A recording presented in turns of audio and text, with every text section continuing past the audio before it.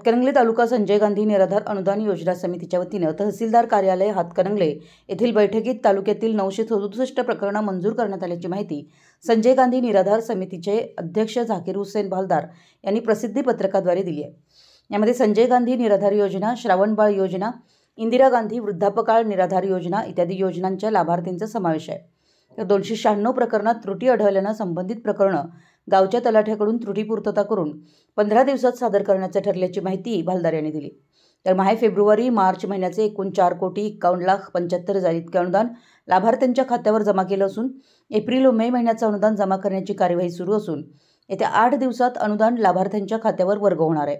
बैठकीस तहसीलदार कल्पना ढवळे, समितीचे सदस्य महेंद्र शिंदे, तानाजी ढाले, संजय देसाई, अमोल गावडे, कविता सूर्यवंशी, संदेश भोसले, बाळासाहेब गायकवाड, दौलत पाटील, सुधा मिंगोले हे उपस्थित होते।